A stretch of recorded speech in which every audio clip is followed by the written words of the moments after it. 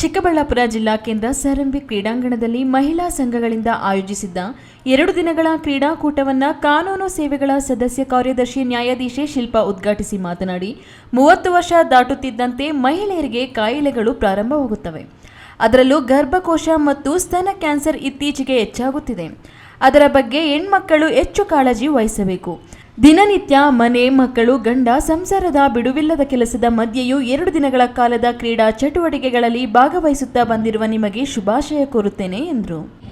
ಇಲ್ಲಿ ನೆರೆದಿರ್ತಕ್ಕಂಥ ಎಲ್ಲ ಮಹಿಳೆಯರಿಗೆ ನವರಾತ್ರಿ ಹಬ್ಬದ ಶುಭಾಶಯಗಳು. ನಮ್ಮೆಲ್ಲರಿಗೂ ಗೊತ್ತಿದೆ ನವರಾತ್ರಿ ನಡೀತಾ ಇದೆ.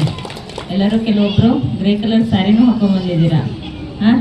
ಒಳ್ಳೆಯದಾಗಿ ನವರಾತ್ರಿ ಹಬ್ಬದ ಶುಭಾಶಯಗಳು. ತಾಯಿ ಚಾಮುಂಡೇಶ್ವರಿ ತಮ್ಮೆಲ್ಲರಿಗೂ ಆರೋಗ್ಯ ಆಯುಷ್ ಕೊಟ್ಟು ಕಾಪಾಡಿ.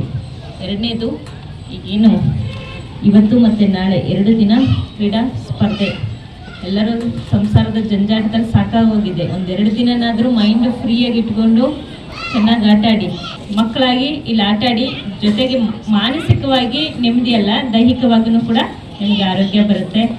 ಹಾಗಾಗಿ ಭಾಗವಹಿಸಿ. ಏನೇನು ಸ್ಪರ್ಧೆ ಇದೆ ಅಂತಲೂ ನನಗೆ ಆ್ಯಕ್ಚುಲಿ ಗೊತ್ತಿಲ್ಲ ನನಗೆ, ಬಟ್ ಆದ್ರೂ ಪರವಾಗಿಲ್ಲ, ಏನು ಸ್ಪರ್ಧೆ ಇದೆ ಅದನ್ನು ಭಾಗವಹಿಸಿ.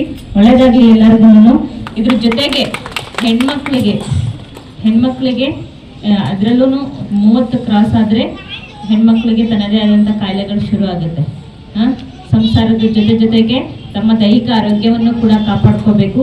ಹೆಚ್ಚಿನ ರೀತಿಯಲ್ಲಿ ಇತ್ತೀಚೆಗೆ ಗರ್ಭಕೋಶದ ಕ್ಯಾನ್ಸರ್ ಕಾಯಿಲೆಗಳು ಜೊತೆಗೆ ಸ್ತನ ಕ್ಯಾನ್ಸರ್ಗಳು ಜಾಸ್ತಿ ಇದೆ. ದಯಮಾಡಿ ಎಲ್ಲ ಮಹಿಳೆಯರು ಅದ್ರ ಬಗ್ಗೆ ಗಮನ ಹರಿಸಬೇಕು. ಸ್ತನ ಕ್ಯಾನ್ಸರು ಅಥವಾ ಗರ್ಭಕೋಶದ ಕಾಯಿಲೆಗಳು ಈ ಥರದ ಮೊದಲೇ ಗೊತ್ತಾದರೆ ಆದಷ್ಟು ಕ್ಯೂರ್ ಮಾಡ್ಬೋದು. ಅದ್ರ ಬಗ್ಗೆ, ಆರೋಗ್ಯದ ಬಗ್ಗೆ ದಯವಿಟ್ಟು ಗಮನ ಕೊಡಿ.